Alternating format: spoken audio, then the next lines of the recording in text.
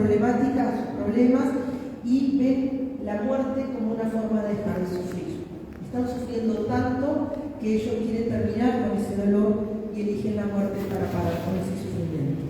Nosotros los profesionales de la salud lo que tenemos que hacer justamente es tratar de sacarnos de esa visión de túnel y hacerles entender que lo único que no tiene solución y que es irreversible es la muerte.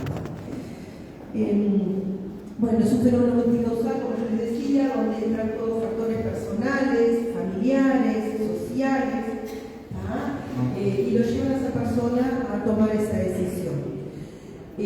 Todos podemos ayudar a salvar vidas, porque todos estamos capacitados a detectar las señales de alerta, todos podemos intervenir.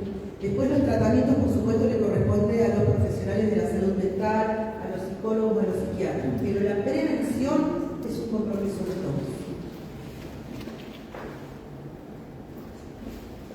Voy a compartir con ustedes este video que lo hice yo, lo hice este año para el Día Nacional de Prevención del Suicidio, donde yo di una jornada sobre esa problemática, y en este video van a ver que yo voy a compartir señales de alerta. Se ha comprobado que de cada 10 personas que se quitan la vida, 8 lo habían manifestado de alguna manera, daba señales a través de lo verbal o a través de su comportamiento. Por ejemplo, manifestaban deseos de no querer vivir más, y a través del comportamiento, por ejemplo, muchas veces aumentan el consumo de droga como una forma de alejarse de la realidad, ¿no? Como una forma de evadir los problemas, o el consumo de alcohol, o bueno, cualquier sustancia, o se automedican a veces para dormir y no pensar en lo que le está pasando, ¿no? Entonces son distintas señales que la persona me está dando que algo está pasando. Bueno, en el video yo lo que voy a compartir son señales de alerta verbales. Hay señales que son bastante evidentes, otras no tanto. Yo les voy a compartir a ver para que ustedes lo puedan ver. Quisiera dormir y no despertar. Estoy cansada de sufrir. Van a estar mejor sin mí. En esta casa estoy de más. Quisiera terminar con todo. La vida no vale la pena. No quiero vivir más.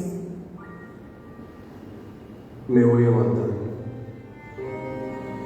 El suicidio es la primera causa de muerte externa. En el mundo se suicida cerca de 1 millón de personas por año, lo que equivale a una muerte cada 40 segundos. Uruguay es uno de los países de Latinoamérica que tiene la tasa más alta de muerte por suicidio. El suicidio se puede prevenir. Si sientes que no vale la pena vivir o conoces a alguien que podría estar pensando en quitarse la vida, busca ayuda profesional. Consulta enseguida con un psiquiatra o con un psicólogo. De esta situación sí se sale, y recuerda que el suicidio es una salida permanente ante un dolor que muchas veces es pasajero.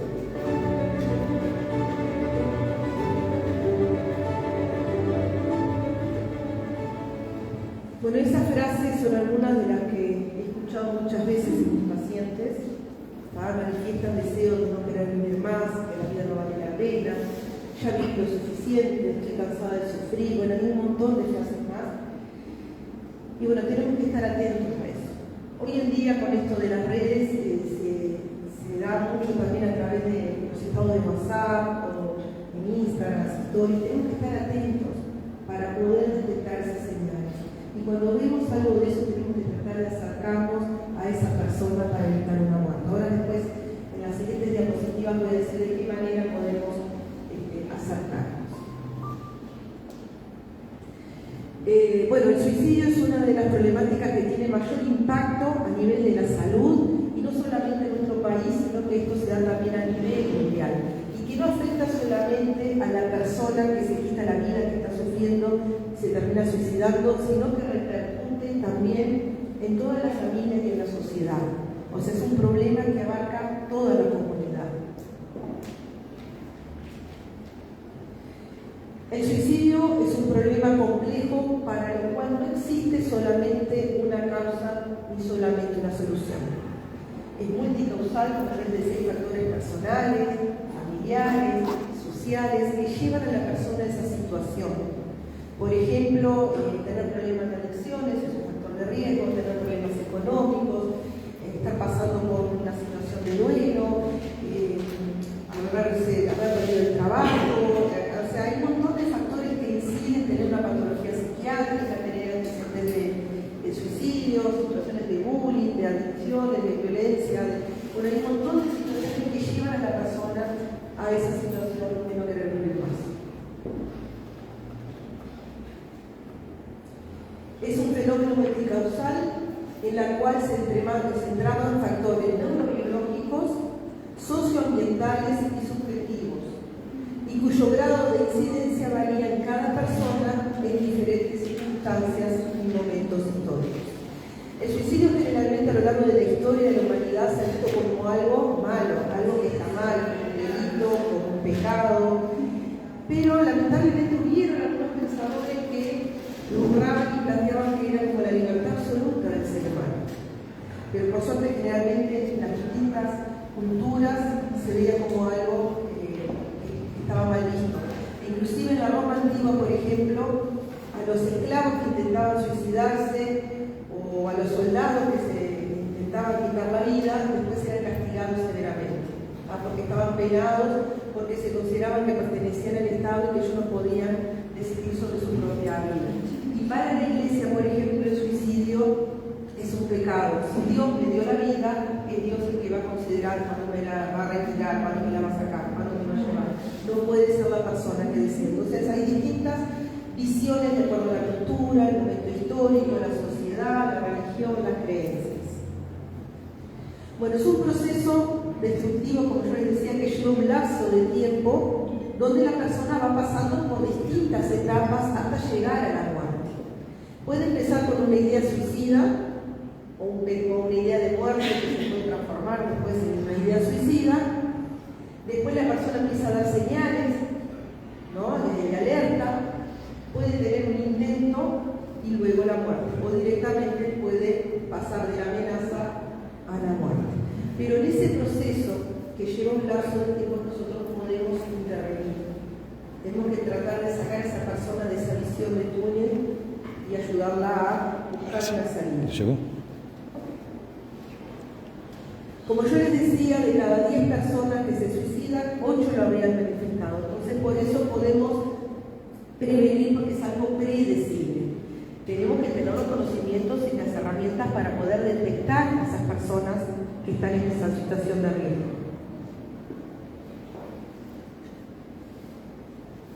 Vamos a ver algunas de las señales, ¿no?, que tenemos que prestar atención. Generalmente son personas que tienen baja autoestima, sentimientos de inferioridad, se sienten desvalorizadas, dan señales o comentarios sobre sus pensamientos suicidas, amenazas de suicidio, puede haber abuso de sustancias, que es un factor de riesgo, inclusive cuando uno está mal, el psicológico aumenta el consumo o empiezan a experimentar otro tipo de drogas. Empiezan a desprenderse de objetos que para ellos son importantes. Empiezan a repartir objetos, pertenencias que son valiosas.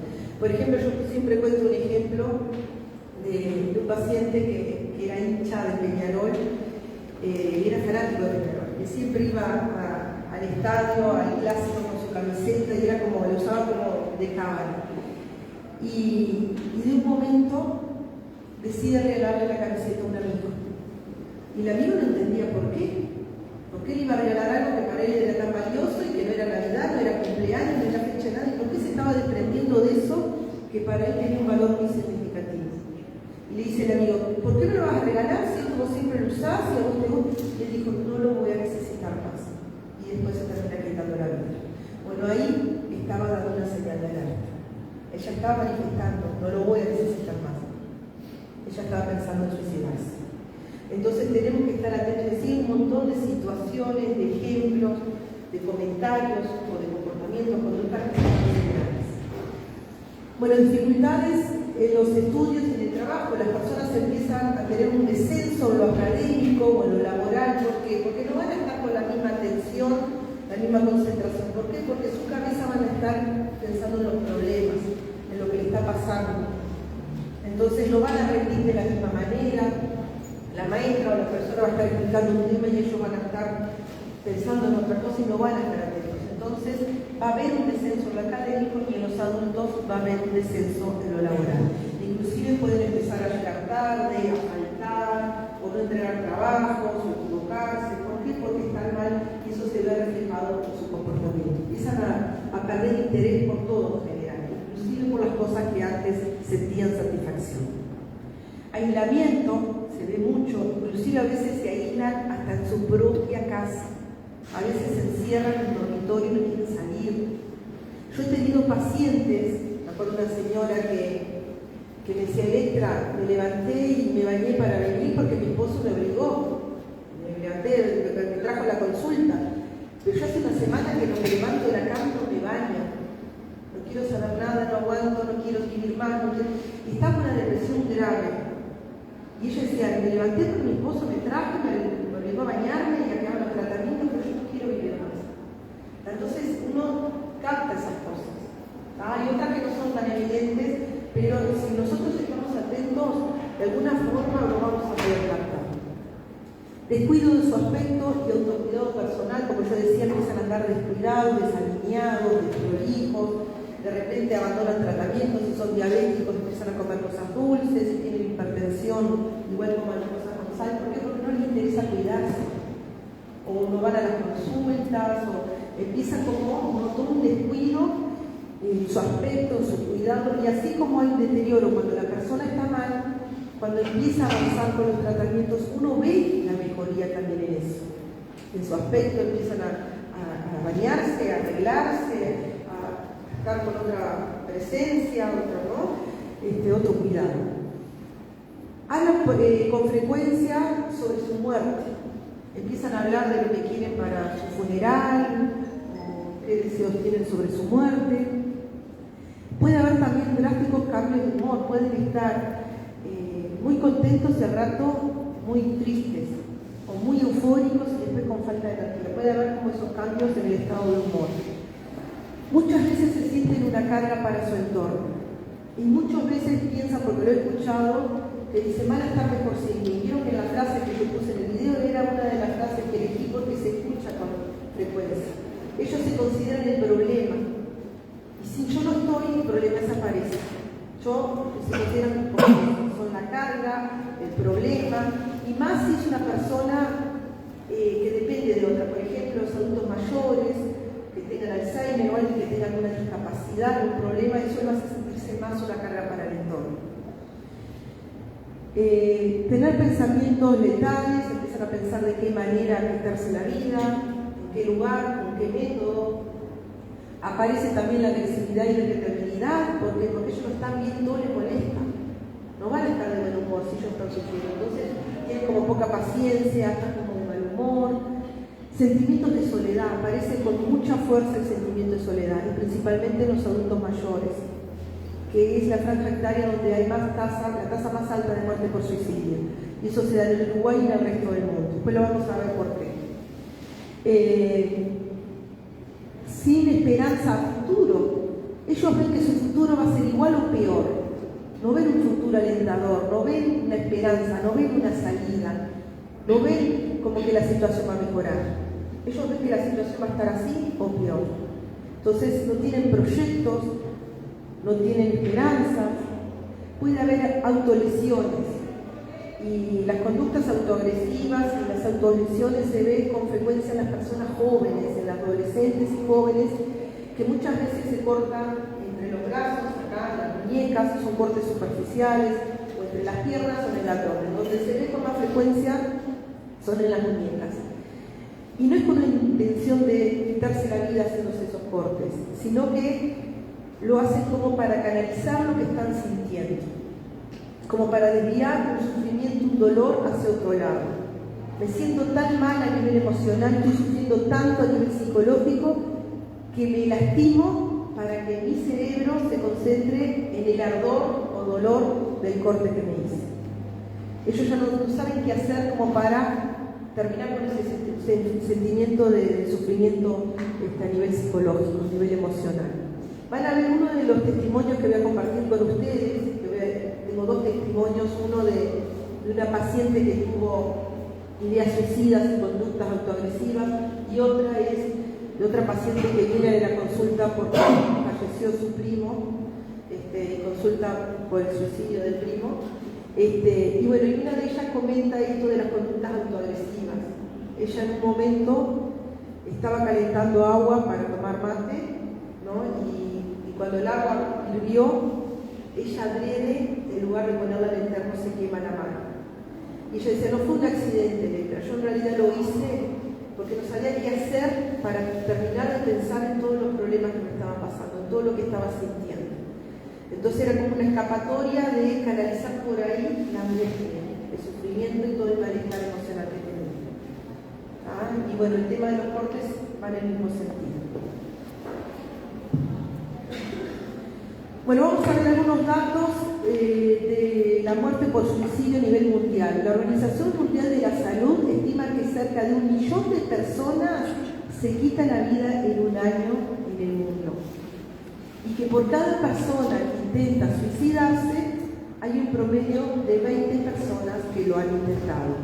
O sea, si hay 1 millón de personas que falleció en el mundo en un año, hay 20 millones de personas que han intentado suicidarse.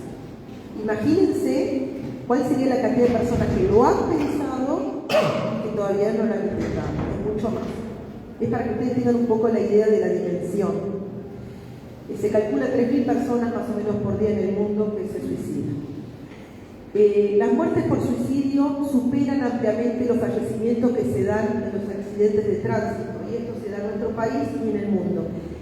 Y por ejemplo, yo saqué los datos de cuántas muertes hubieron en Uruguay el año pasado, en el 2024, cuántas personas fallecieron en nuestro país por suicidio y cuántas personas fallecieron en nuestro país el año pasado en accidentes de tránsito. Por suicidio fallecieron 764 personas el año pasado y en accidentes de tránsito 434, casi la mitad. Y se habla mucho más de los accidentes de tránsito que de los suicidios, cuando la realidad demuestra que casi duplica las muertes por suicidio. Por cada suicidio consumado se estima que hay 20 personas que lo han intentado, como yo les decía, así que imagínense cuántas todavía no lo intentaron, pero lo están pensando. Y se estima que esas cifras son traducidas a un promedio de 1 muerte cada 40 segundos. Esto es a nivel mundial. Si uno suma cuántas muertes hay en el mundo por guerras o por homicidios o por accidentes de tránsito, los suicidios es la primera causa de muerte externa. Las muertes por suicidio están en primer lugar. Y en los adolescentes, eso no es la población en general, y en los jóvenes y en los adolescentes es la segunda causa de muerte, entre 15 y 24 años, porque en los jóvenes la primera causa de muerte son los accidentes de tránsito. Pero en el resto de la población, en el resto de las franjas sectarias, los suicidios es la primera causa de muerte externa. Y esa es una muerte que se puede prevenir.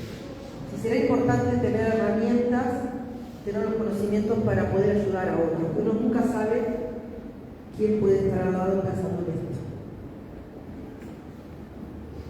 Bueno, acá es un poco para ver la relación de cuántas pérdidas hay en guerras y homicidios, inclusive sumando la muerte que hay en guerras y homicidios, el suicidio igual supera y está en primer lugar.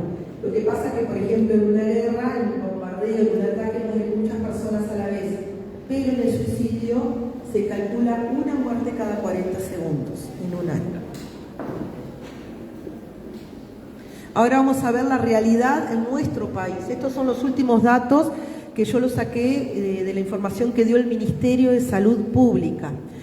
En el año 2022 fue el récord histórico a nivel nacional de muertes por suicidio en nuestro país. Se disparó y la pandemia influyó bastante, y la población que se vio más afectada por la pandemia fueron los jóvenes y adolescentes, donde hubo un aumento de intentos de suicidio y de suicidio. Bueno, en el año 2022, que fue el récord histórico, hubieron 823 suicidios en nuestro país, con una tasa de 23,2 cada 100.000 habitantes. Quédense con esa idea de 23,2 cada 100.000 habitantes es la tasa, cuando la tasa a nivel mundial, el promedio es de 16. Y en nuestro país es de 23. Y van a ver ahora, cuando yo les comparta por departamento, van a ver que las cifras también son alarmantes. Bueno, en el año 2023 hubo un pequeño descenso. Todos los años anteriores las tasas por suicidios venían aumentando en los últimos años, hasta que en el año 2023 hubo un pequeño descenso. Igual seguimos estando en rojo, con las cifras que tenemos, igual son bastante significativas, y pasaron a 763. Y el año pasado fueron, en el año 2024, 764. No hubo mucha diferencia con el año anterior. Las cifras en nuestro país siguen siendo muy preocupantes y equivale casi al doble del promedio a nivel mundial que yo les decía. Y se estima que 4 de cada 5 personas que se suicidan son varones. La gran mayoría de los suicidios son del sexo masculino. Hay mucho más suicidios en hombres y hay mucho más intentos de autoeliminación en mujeres. No sé si alguno de ustedes sabe por qué o se anima a decir por qué hay más suicidio en hombres y más intentos de autoeliminación en mujeres. A ver. Lo que pasa es que es un tema justamente el suicidio que nadie lo toma en cuenta porque justamente toma de hombre. Se está hablando mucho, y acá si quieren pegarme, péguenme, pero se está hablando mucho de la ley de género, de la violencia de la mujer, que son temas preocupantes también, pero el suicidio, que es mucho más preocupante, nadie está hablando. ¿Por qué? Porque los hombres importan menos, votan igual, pero importan muchísimo menos.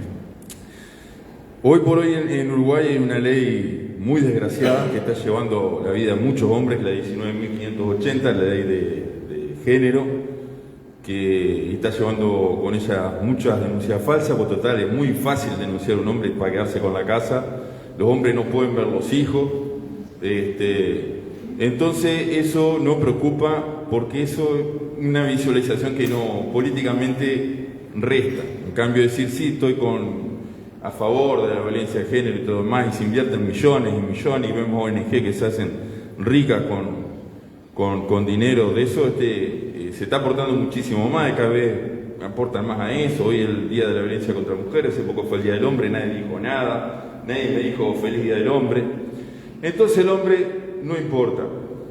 Y con esa maldita ley 19.580 se están llevando la vida, porque si vieran la cantidad de hombres que hay que no ven sus hijos, o que son denunciados falsamente, o que están presos en el CONCAR en este momento, como con muchos casos que estoy en ese tema, claro, llevan al suicidio. Y si vos te acorralan judicialmente, perdés la casa, no puedes ver tus hijos, te mandan preso, te denuncian, te sacan de tu casa, te procesan, vos te vas a querer suicidar. Yo quiero aclarar también, no podemos generalizar, pero yo quiero aclarar los motivos por qué hay más suicidio en hombres y por qué hay más intentos de autoeliminación en mujeres. Una de las cosas que influye es el método que utilizan. Los hombres utilizan un método mucho más violento y más eficaz. El hombre, cuando piensa en quitarse la vida, lo hace ahorcándose o lo hace con un arma de fuego. El ahorcamiento es el método más común, el que más utilizan a nivel general, y en segundo lugar el arma de fuego, a no ser en policías o militares, que el método más común es el arma de fuego, porque trabajan con el arma. Y las mujeres, cuando intentan suicidarse, lo hacen con ingesta de pastillas. Entonces no es un método tan letal. A veces no toman la cantidad suficiente o las salvan a tiempo, le hacen un lavaje de estómago, la internan y se puede salvar. Y otra de las cosas que influye también en estos resultados es que las mujeres están más abiertas a pedir ayuda, a ir al psicólogo, de hablar de lo que les sienten, lo que les pasa, de las emociones, de ir al psiquiatra. Y a los hombres les cuesta más, principalmente los hombres mayores. Cuando son más jóvenes, yo he visto en chiquilines jóvenes que lo hablan con más naturalidad, ir al psicólogo, hacer terapia, ir al psiquiatra. Pero los hombres más mayores lo asocian como con la locura, o yo no estoy loco para tomar pastillas, o mis problemas me los arreglo yo. Tienen como otra mentalidad. Eso ha cambiado. ¿tá? Pero generalmente la mujer asiste más a los tratamientos y estar realizando tratamientos son un factor de protección, ¿tá? Entonces, por eso esa diferencia en que por qué hay más suicidio en hombres y por qué hay más intentos de autoeliminación en las mujeres. Vamos a ver los datos en nuestro país por departamento, ¿tá? Los departamentos en el año pasado que tuvieron la tasa más alta fue 33, en otros momentos también, 33 ha estado en primer lugar. Y una de las cosas que se ve que en el interior del país hay pocos recursos y generalmente la gente está sin asistencia, porque no dan abasto los profesionales o porque ellos no consultan, porque entre todos se conocen también, ¿no? Fíjense la tasa de suicidio que hay en 33, 39,6. Es impresionante, cuando el promedio a nivel mundial es 16. Y 33 tiene 39,6. En segundo lugar, Río Negro, 35,5. Y luego seguía Rocha.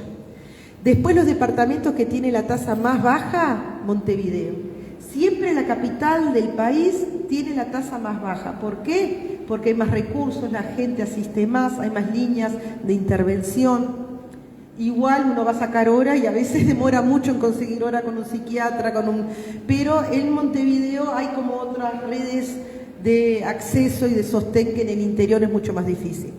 Hace como 2 o 3 años, 33 también había estado en el primer lugar de muertes por suicidio. Rocha también siempre está como en los primeros lugares.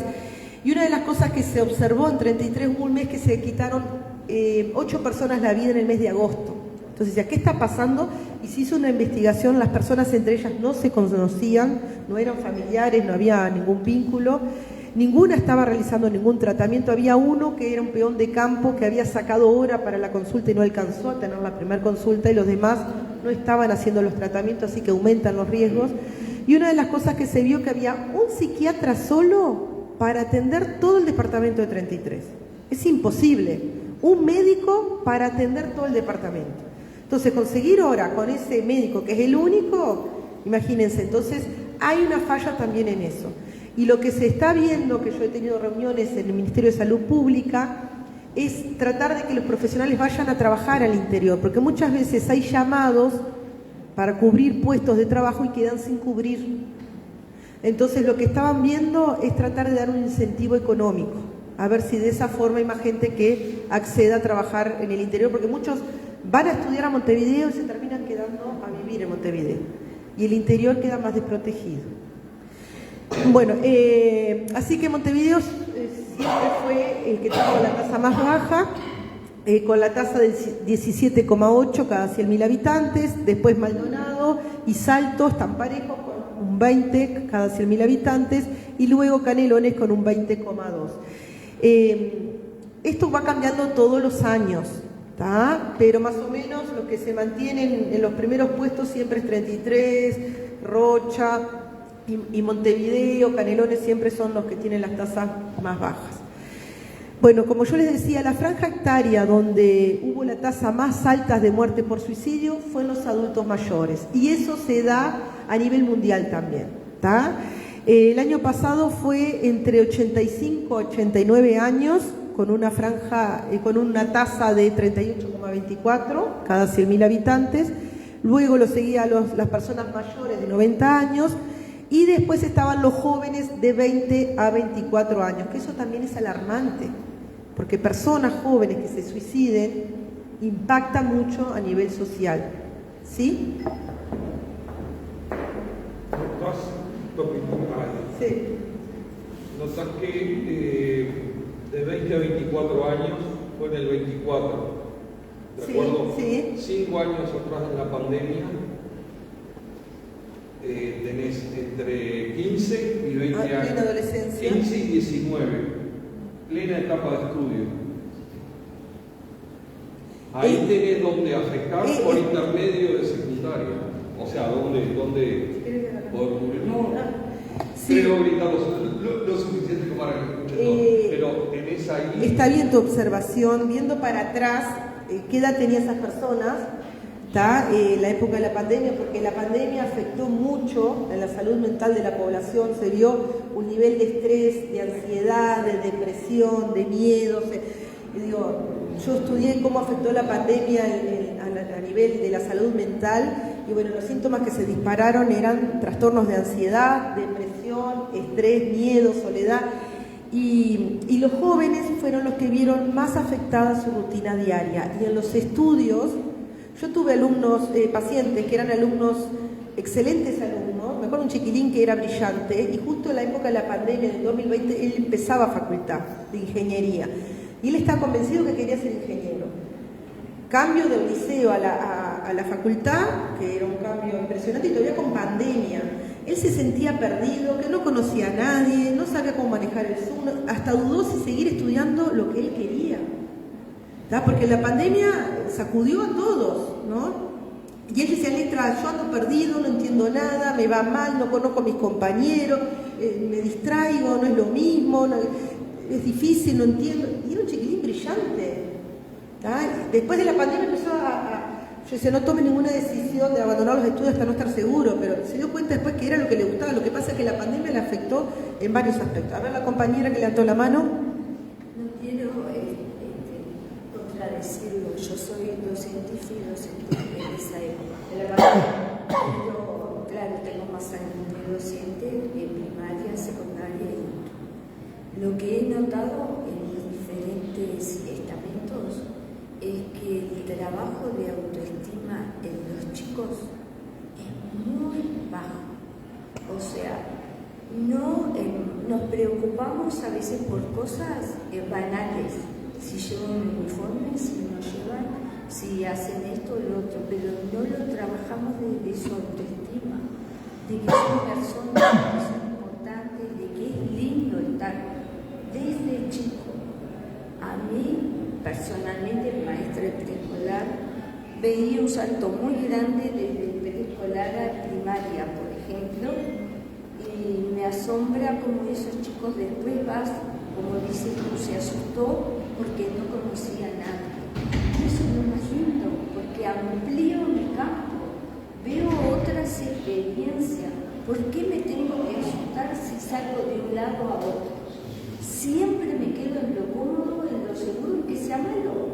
No, pienso en el lugar, ¿verdad?, que el trabajar desde el comienzo esa necesidad de apoyar a lo diferente, a lo distinto, a lo que no es común, me puede dar tanta felicidad como lo otro o a veces más, no sé. Está bien lo que dice la compañera y ella aportó desde su lugar, que bueno, estuvo años en la docencia como maestra y sabe bien de este tema. Yo estoy totalmente de acuerdo con lo que tú planteás, que habría que empezar a trabajar desde la infancia en el manejo de la frustración, en la resiliencia, ¿no?, de cómo manejar los problemas y cómo pararme frente a la situación, porque yo siempre digo, los problemas no son el problema es qué hacemos nosotros frente a esa situación y darle herramientas de cómo manejar eso, ¿no? Y que se valore, tú hablabas de la autoestima, tal cual, ¿tá? Porque muchas veces, y más el bullying que existe también, ¿no?, que es otro de los factores de riesgo para el suicidio, las situaciones de bullying, las víctimas de bullying no son cualquier persona, no es cualquier chiquilino o chiquilina, tienen ciertas características de personalidad, y el agresor tampoco es cualquiera, tiene ciertas características, y las víctimas generalmente son personas con baja autoestima, tímidos, introvertidos, con la autoestima allá abajo, y por algo los agarran. Y los agresivos, los agresores, los que ejercen bullying, son personas que se creen que se llevan el mundo por delante y no controlan sus impulsos. Entonces hay que tratar desde, como dijo la compañera, empezar a trabajar desde la infancia, darles herramientas. Como ella decía, a veces complican por el uniforme cuando hay otras cosas mucho más importantes de que si vino con el uniforme o no. ¿Tá? O sea, estoy totalmente de acuerdo contigo. Por eso los programas de prevención, una de las cosas que se aconseja es que se trabaje desde la educación y que se capacite a líderes como referentes, a maestras, a escritos, a profesores, docentes, comunitarios en general, ¿no? A darles herramientas a detectar en el liceo, en el colegio, en la escuela, las personas, los chiquilines que están en riesgo. ¿Tá? Porque hay suicidio en la infancia también. Lamentablemente hay niños que se quitan la vida. Bueno, seguimos entonces. Bueno, la franja etaria de mayor tasa de suicidio fueron adultos mayores, principalmente en el primer año de la viudez. Esa etapa evolutiva tiene características muy particulares. Por ejemplo, se sienten solos, puede en ese momento quedar viudos, ¿no? Hay muchos compañeros, familiares, amigos que han fallecido en esa etapa de la vida. Pueden tener Alzheimer, que ellos son conscientes al principio del Alzheimer de ese deterioro y de lo que va a venir después, y que es algo irreversible. Por eso cuando el Alzheimer está en las primeras etapas es cuando hay más riesgo al suicidio. Cuando el Alzheimer ya avanzó, ¿no? Porque la persona ya está en otra, no es consciente de su situación, pero en las primeras etapas del Alzheimer, donde hay momentos de lucidez, ahí el adulto mayor aumenta el riesgo para el suicidio. ¿Cómo generar un problema a la familia? Exacto. Ellos se dan cuenta de su estado, de su deterioro, que va a avanzar, que es irreversible, se sienten una carga, como hablábamos, para el entorno, son conscientes de todo su estado no solamente físico, psíquico, sino que físico también. Hay muchos que no pueden trasladarse solos, no pueden vivir solos, o están con pañales, o están en silla de ruedas, o andan, ¿no? Entonces ellos se sienten como que son una carga, un estorbo para la familia. Y muchas veces dicen, bueno, yo ya viví lo suficiente, para seguir viviendo así prefiero no estar, no quiero dar más trabajo. Bueno, como hablábamos, la mayoría de los suicidios son en hombres, el 76% en hombres y el 24% en mujeres. Esto fue en el año 2024. Generalmente la relación estaba en 20% hombres, 80% en hombres, los suicidios, y 20% en mujeres.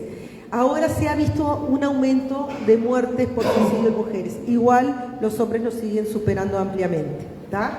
Y en el año 2023 fue cuando las mujeres alcanzaron el récord a nivel de nuestro país, que alcanzaron un 25%, que nunca habían alcanzado esa cifra. Siempre estaban 20, 22, ahora bajó 24, pero en el año 2023 las muertes por suicidio en las mujeres llegó a un 25%, ¿tá? Y 75% en los hombres.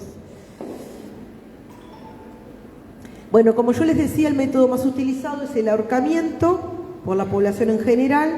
En segundo lugar, el arma de fuego, a no ser, como yo les aclaré, en policías o en militares, que lo más común es el arma de fuego.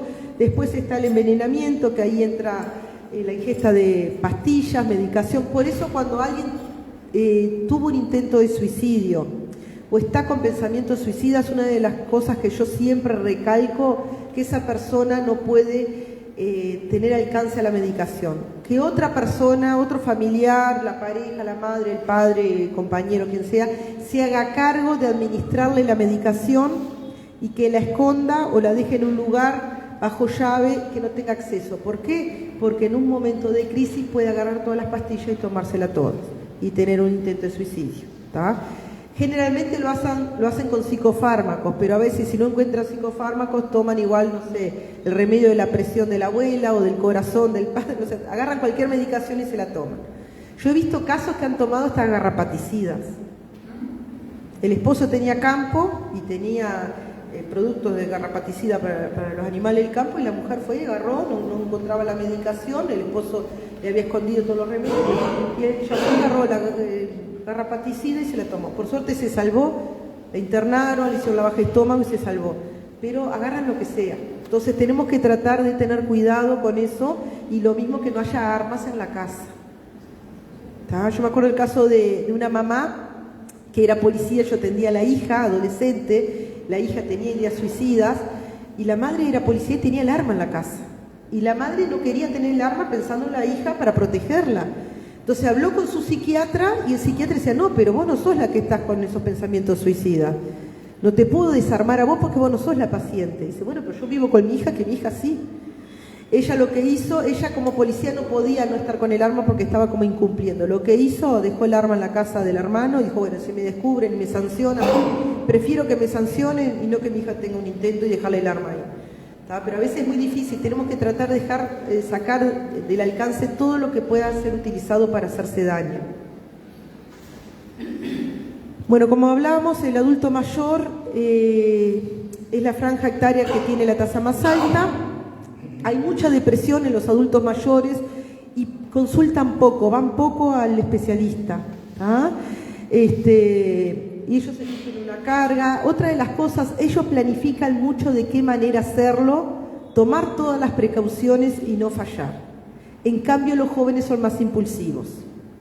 Pero los adultos mayores piensan de qué manera, en qué horario, que no haya nadie, dejar la llave puesta, que nadie pueda entrar, o no sé, tomé pastillas, tomé alcohol, dejé el gas abierto, o sea, como que planifica, ¿no? Más, y por eso hay una tasa tan alta. Y otra de las cosas, como decía, consultan poco a los profesionales de la salud.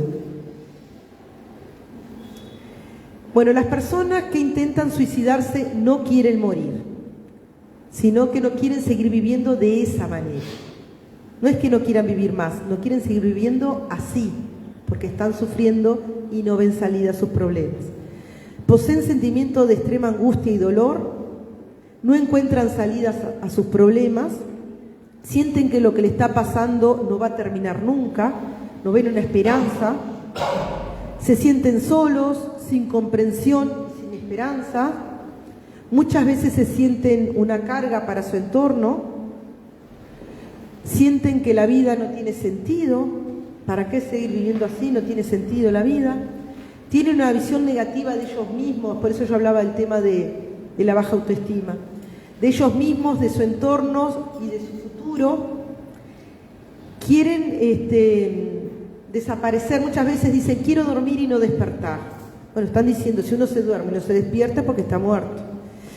Y utiliza muchas veces el dormir como una forma de evadir la realidad, de evadir los problemas. Duermo para no sufrir, duermo para no pensar. Lo mismo las adicciones, me drogo o me emborracho como una forma de escapar de los problemas. Tienen sentimientos ambivalentes entre el vivir y morir. Yo he tenido muchos casos de que dicen, bueno, no quiero vivir más, ¿no? Pero por otro lado están con esos sentimientos, pero yo quiero ver crecer a mis hijos o a mis nietos, y muchas veces los hijos, en la mayoría de los casos, son como lo que le aferran a la vida, ¿no? Como un factor de protección. Yo no quiero vivir más, pero no lo hago por mi hijo, o no aguanto más lo que me pasa, pero no hago nada por mi madre, o no hago pero hay veces que está tan mal que ni eso es suficiente. No es que no le importe el entorno. A veces hay gente que dice, qué egoísta que fue que no pensó en quién queda. No es que no pensó, es que está sufriendo, no ve salida, y muchas veces piensa que si ellos no están, el entorno va a estar mejor sin ellos. Porque como hablábamos recién, muchas veces se sienten una carga, un estorbo, un problema. Si hay alguna duda o algo, pregunten. Bueno, el intento de suicidio es un grito de ayuda. A veces dicen que, bueno, si quisiera matarse lo hubiera hecho, o el que se va a matar no avisa. Justamente es lo contrario, lo manifiestan de alguna manera. Y hay que tomar en serio el intento de suicidio. Si uno le quita importancia y dice está manipulando, o no lo va a hacer, o quiere llamar la atención, aumenta los riesgos. ¿Tá? O sea, tenemos que tomar en serio, porque la persona que hizo eso, evidentemente no está bien. A nadie se le ocurre intentar quitarse la vida si se siente bien. Entonces tenemos que ayudarnos, tenemos que acercarnos, tenemos que tratar de que haga los tratamientos y que los mantenga. Porque otra cosa que pasa, que empiezan los tratamientos, después empiezan a mejorar y dicen, ay, bueno, yo no necesito más ir al psicólogo si yo me siento bien. O no voy a seguir tomando estas pastillas porque las necesito. Y en realidad estaban bien por los tratamientos. No quiere decir que hayan estado dadas de alta. ¿Tá? Muchas veces se apuran, ¿no? Y bueno, yo eso de las cosas que hago hincapié con mis pacientes, que no se apuren, que la recuperación es un proceso. Así como el proceso del suicidio lleva un tiempo, la mejoría también lleva un tiempo. No hay nada mágico. ¿Tá? Obviamente cuando uno está mal ya quiere los resultados rápidos, pero bueno, es un proceso.